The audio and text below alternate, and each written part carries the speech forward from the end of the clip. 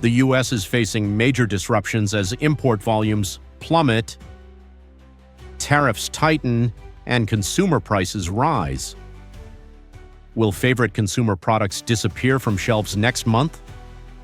In the first half of May 2025, imports into the port of Los Angeles fell by a staggering 35% compared to the same period last year. A total of 17 scheduled container ship arrivals were canceled, leaving approximately 225,000 tons of cargo undelivered. This marks one of the steepest monthly drops in inbound shipments since the pandemic era. For everyday Americans, this means delays in the arrival of international goods, from electronics and apparel to automotive parts and home supplies. Fewer ships coming in results in less product availability across retail sectors, especially as summer shopping ramps up. Consumers in major cities like Los Angeles, Phoenix, and Denver are already reporting longer wait times and fewer choices at local retailers. President Trump has implemented sweeping new tariffs on Chinese imports, reaching up to 145% on select goods. The move, aimed at pressuring China on trade imbalances and intellectual property issues, has caused a ripple of uncertainty throughout the global supply chain.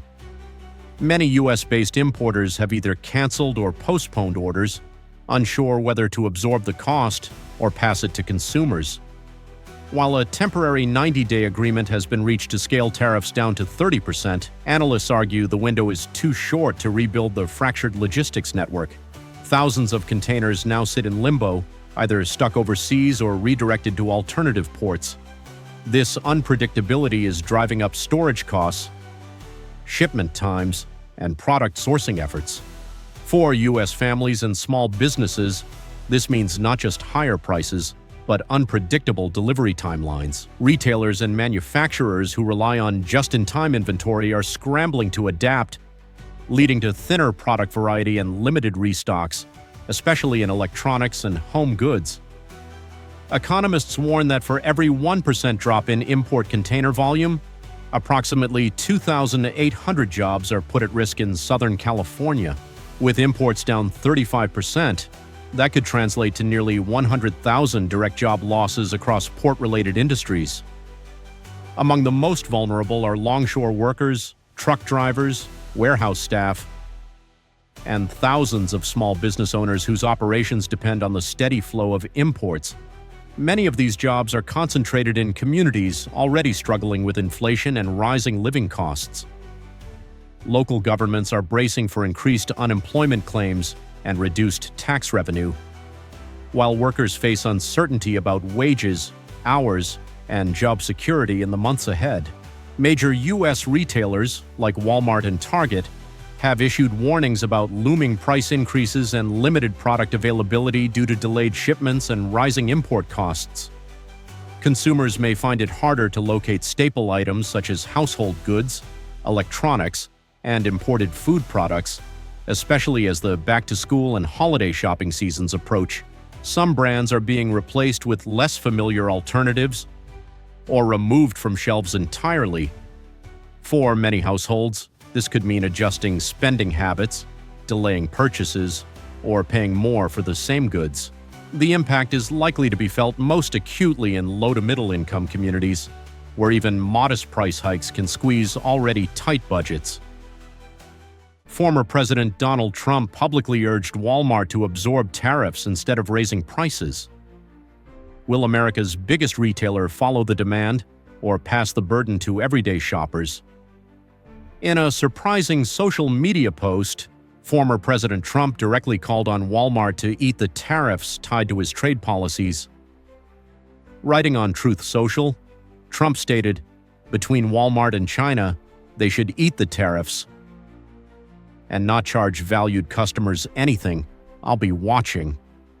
The remark reignited a fierce debate over who should bear the cost of tariffs on Chinese imports. Trump's statement comes as he ramps up campaign messaging ahead of the 2024 election, positioning himself as a defender of American consumers. However, economic analysts warn that such demands, while politically charged, may be unrealistic in practice. For millions of Americans, especially low-income households that rely on Walmart for affordable essentials, this debate hits close to home. If tariffs are not absorbed by companies, they're often passed to consumers. This could raise the cost of everyday items, from clothes to electronics. With many families still struggling after years of high inflation, the idea of higher prices at Walmart is deeply concerning. Walmart, with over 4,600 stores and 1.6 million employees across the U.S., responded to the controversy by outlining the real costs of tariffs.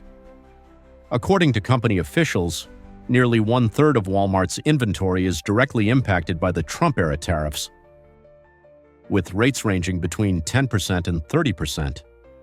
The company emphasized that its net profit margin is only 2.9%, a razor-thin line in the retail sector. Absorbing the full brunt of these tariffs, Walmart claims, would result in major financial losses. "We cannot simply swallow tariffs without consequences," one executive noted. For American consumers, this means one thing: price hikes are likely. Essential goods like clothing, toys, kitchenware, and even groceries could see incremental increases. While a few cents may not seem like much individually, the cumulative impact on monthly household spending could be substantial, especially for families living paycheck to paycheck. As Walmart plans to raise prices due to tariff pressures, American consumers are feeling the strain. The University of Michigan's Consumer Sentiment Index for April 2025 dropped to its second lowest level ever, reflecting growing anxiety over inflation and job security. Years of high interest rates and persistent inflation have already strained household budgets, and the added cost from tariffs could force many to cut back further. Some shoppers are switching to discount stores or delaying non-essential purchases. Financial markets are also showing signs of concern. Moody's downgraded the U.S. credit rating, citing an unsustainable fiscal path and unpredictable tax policy, marking the loss of the nation's last AA rating. At the same time, 10-year U.S. Treasury yields surged above 5%, a level not seen since the 2011 debt crisis, signaling investor nervousness about Washington's ability to manage rising debt and political uncertainty. If these trends persist, borrowing costs may rise, and the broader economy could face more pressure, deepening financial unease for American households. Consumer prices in China have seen the steepest drop since 2009. Millions of workers are losing their jobs. Over 20,000 factories have shut down in just a few months. Meanwhile, Washington has slapped a 145% tariff on Chinese goods. How far will this crisis go? And how should the U.S. prepare? China's economy is spiraling into a prolonged deflationary cycle, marked by falling consumer prices, a collapsing real estate market, and surging public debt. In March 2025, the Consumer Price Index dropped 1.3% year over year, the sharpest decline since 2009. According to China's National Bureau of Statistics real estate, once 25% of GDP, is now dragging the economy down. Giants like Evergrande and Country Garden have gone bankrupt, leaving thousands of projects unfinished. According to Bloomberg, this crisis resembles the 2008 global financial crash, but it's slower moving and potentially more severe. Why? Because of China's opaque financial system and a shrinking population. For Americans, a weaker China might mean cheaper imports, but it also risks supply chain disruptions and reduced demand for U.S. exports. As of April 15, 2025, the U.S. Department of Commerce has imposed punitive tariffs up to 145% on Chinese steel, aluminum, and electric vehicles. According to CNBC, major U.S. firms like Tesla and Caterpillar have canceled orders. Why? Soaring costs and supply chain chaos. The fallout: thousands of Chinese factories have shut down. In Guangdong and Jiangsu alone, More than 20,000 factories have ceased operations since February. According to China Labor Bulletin Chinese media report, millions of workers now face layoffs or unpaid wages. It's a scene reminiscent of the early days of the COVID-19 pandemic. For the U.S., these tariffs help protect domestic manufacturers and boost union jobs, but they also raise concerns about rising consumer prices and shortages of imported electronic components and EV parts from China. As the economic crisis deepens, Chinese citizens are bearing the brunt. Countless small businesses are reporting record losses and can't even afford to pay employees. Factories are delaying or slashing wages. Youth unemployment has hit 21.3% among recent college graduates as of March 2025, the highest in a decade, according to China's Ministry of Human Resources. Financial Times. One viral case in Shanghai shows just how bad it is. A young master's degree holder submitted over 8,000 job applications over several months without landing a single offer.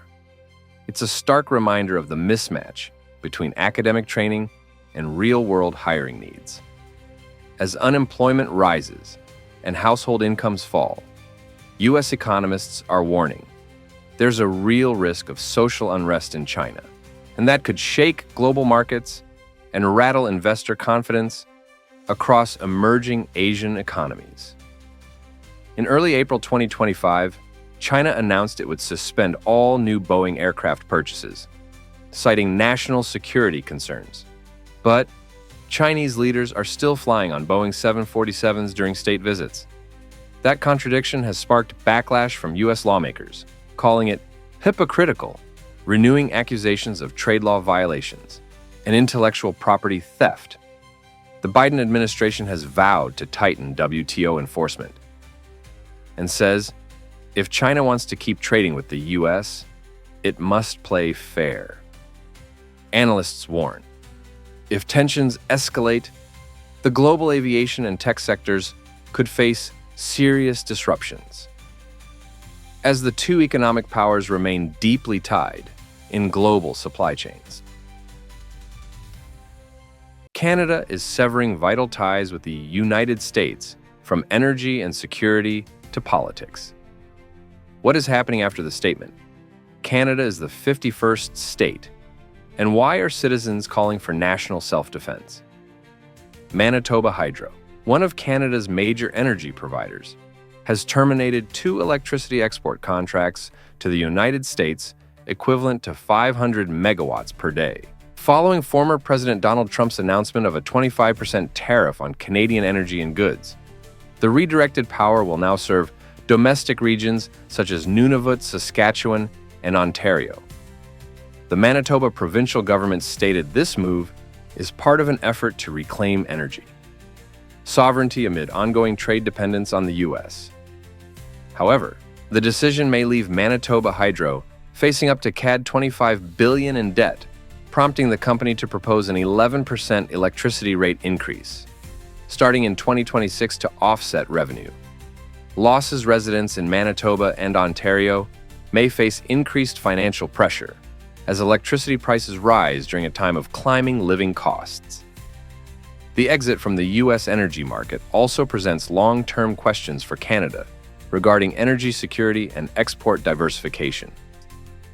Amid rising trade and political tensions between Canada and the United States, former President Trump has repeatedly referred to Canada as the 51st state.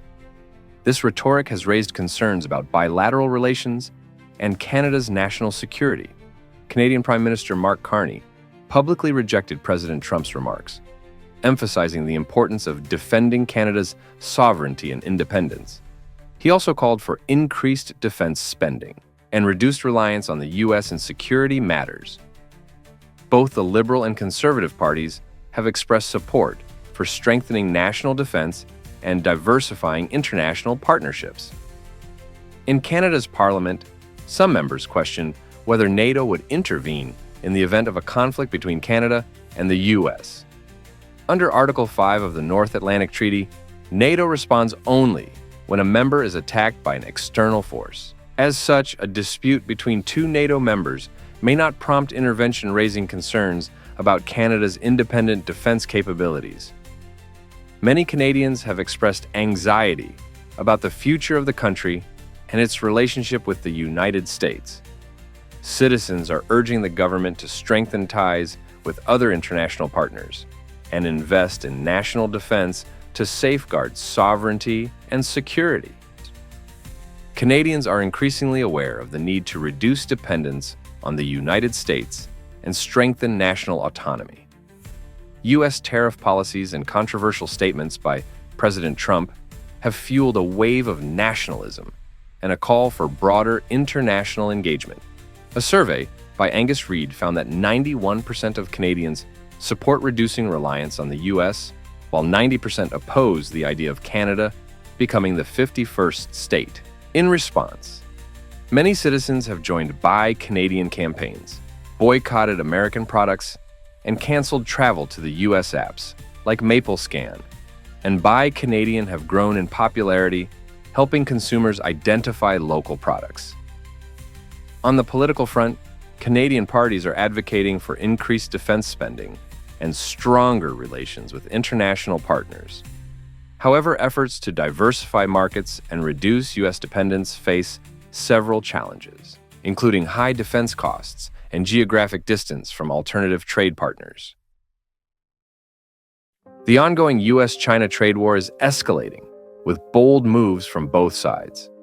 China is preparing strong measures, ranging from tariffs to financial strategies, in an effort to reverse the tide of the conflict. But will these actions be enough? The trade war between the U.S. and China intensified further, as U.S. President Donald Trump announced an increase in tariffs on Chinese imports to 145%. This new tariff includes 125% retaliatory tariffs and an additional 20% surcharge that was applied earlier. In response, China announced a 125% tariff on U.S. goods. However, the Chinese government stated that it would not back down or continue participating in the tariff escalation. China explained that the current tariff levels have already surpassed what is acceptable and have negatively impacted bilateral trade. It emphasized that further tariff increases would not improve the situation, but would only make trade relations between the two nations more unrealistic. China is now looking to shift towards diplomatic measures and dialogue, but insists that the terms of the trade agreement need to change in order to reach a long-lasting and fair resolution. Chinese President Xi Jinping spoke out about the trade war with the U.S., asserting that China would not succumb to suppression and would not make concessions in this confrontation. His statement came shortly after the U.S. imposed tariffs on Chinese goods and threatened to escalate its retaliatory measures. President Xi emphasized that China has developed independently for over 70 years and does not need help or preferential treatment from any other nation. He firmly stated that China would not yield to external pressure, reinforcing that the country will maintain its stance and continue to develop in its own way, unaffected by outside measures. U.S. President Donald Trump has also expressed his willingness to work with China to find a solution to the trade dispute. However, with China's firm stance, achieving a resolution may prove to be even more challenging. Simultaneously, China issued a travel advisory for its citizens traveling to the U.S. The advisory urges Chinese nationals to carefully assess the risks before planning trips to the U.S. and encourages cautious travel. This not only affects tourists, but also impacts Chinese students studying in the U.S. The warning could lead to a reduction in the number of Chinese visitors to the U.S., which would significantly affect the tourism industry and trade activities between the two countries. China currently holds approximately $760 billion in U.S. Treasury bonds, making it one of the largest creditors of the United States. This provides China with a powerful tool to pressure the U.S. economy should it choose to sell off these bonds. While this is a double-edged sword, as selling U.S. debt would also have negative consequences for China, it could still be used as strategic leverage in the trade war. However, China is fully aware that such a move could pose significant risks to its own economy, and thus, it will carefully consider this action before proceeding.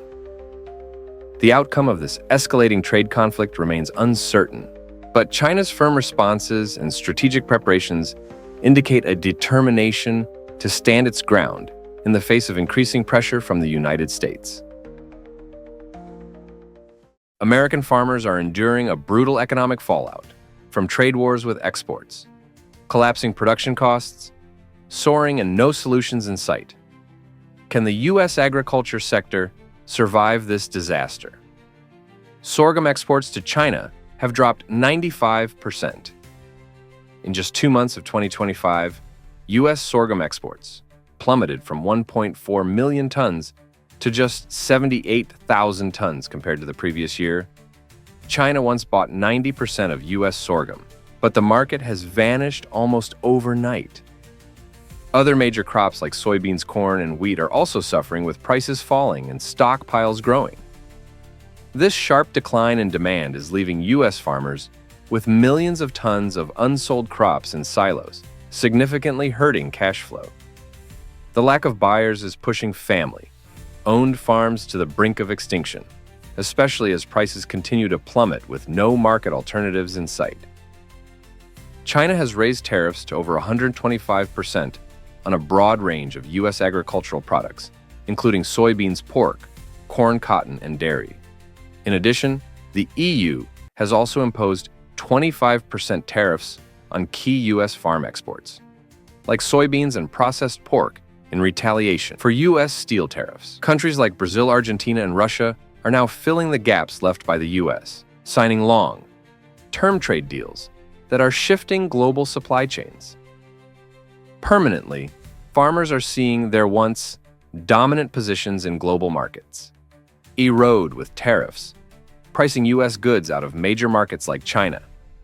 The agricultural sector faces long-term structural losses that will be hard to recover from.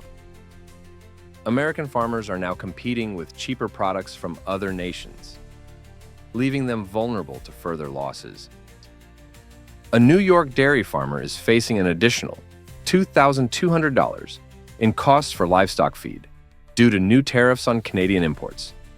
Prices for fertilizers, seeds, and machinery are all on the rise because of tariffs on U.S. trading partners, putting immense pressure on farmers' budgets. Meanwhile, crop prices are falling, creating a double squeeze on U.S. farmers' profits.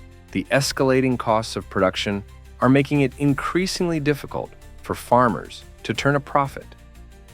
With the prices of essential farm inputs like feed and fertilizer rising, and crop prices declining, many farmers are struggling to cover their basic operating expenses. The economic pressure is mounting, threatening their ability to stay afloat. Rural banks are warning of rising default risks as farmers face growing pressure from unstable crop prices and mounting debt. Many farmers are hesitant to sign contracts due to market volatility, fearing they will grow crops no one will buy. Despite some calls for new bailout packages worth billions, many farmers are voicing a preference for trade deals over government checks. As the financial crisis deepens, farmers are facing a real threat of bankruptcy. The increasing instability in the agricultural sector is putting banks and small rural economies at risk. The proposed government relief packages are seen as short-term solutions, with no clear path to restore long-term market access and stability.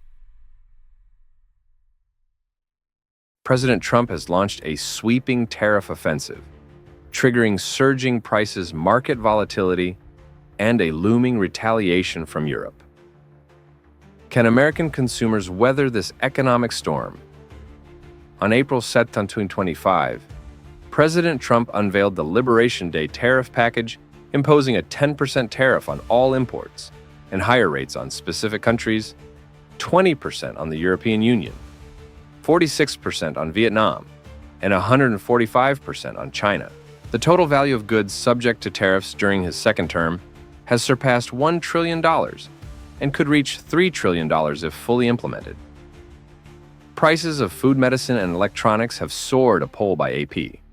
NORC found that 52% of Americans oppose the blanket tariffs, with 60% believing the policy has gone too far. Major retailers, including Walmart, Target, and Home Depot, have met with the president to raise concerns over rising costs and potential supply shortages.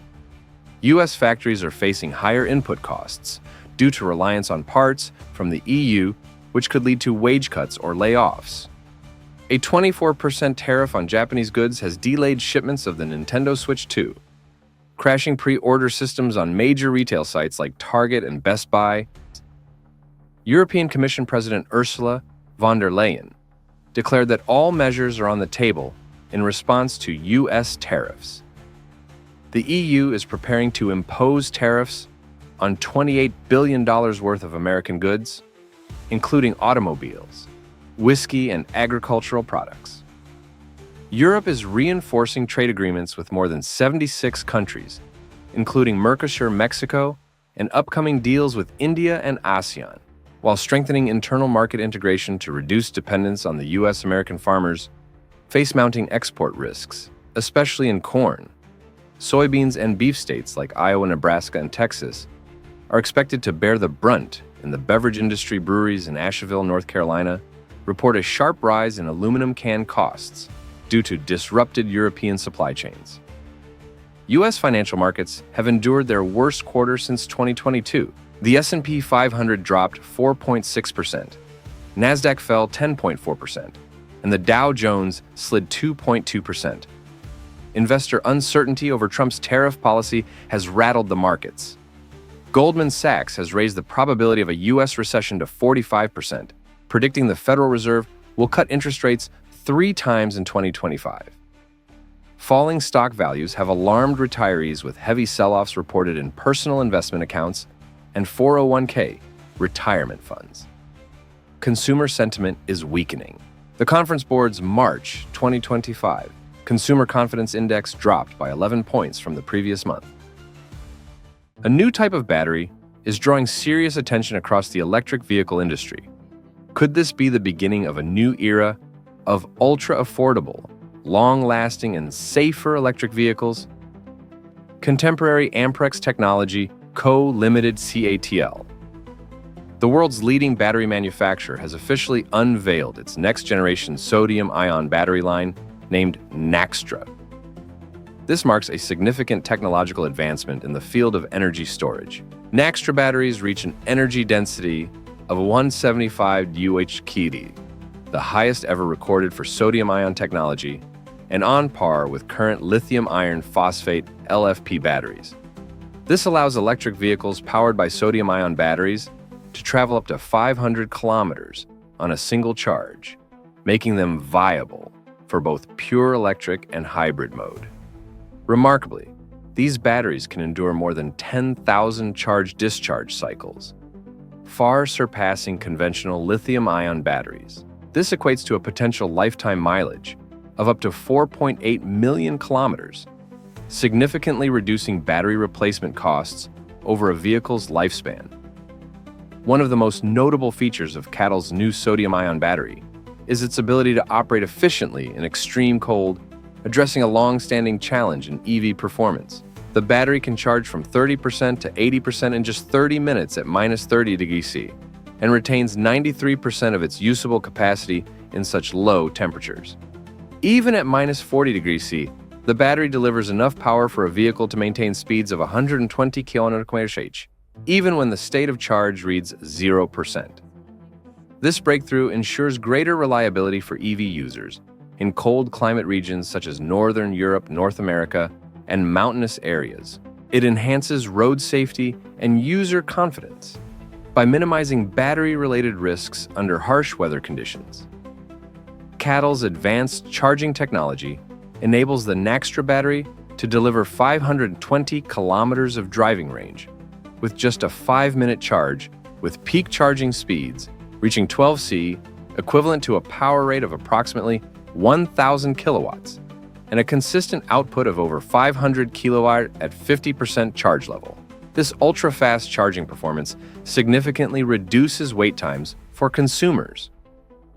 This experience is comparable to refueling a gasoline vehicle, addressing common concerns around EV charging time, and accelerating the broader adoption of electric mobility. The sodium-ion battery has undergone rigorous safety testing, including multi-directional compression, nail penetration, electric drilling, and saw cut tests. In all scenarios, the battery showed no signs of smoke fire or sudden thermal spikes, an indicator of its high safety standard, CATL,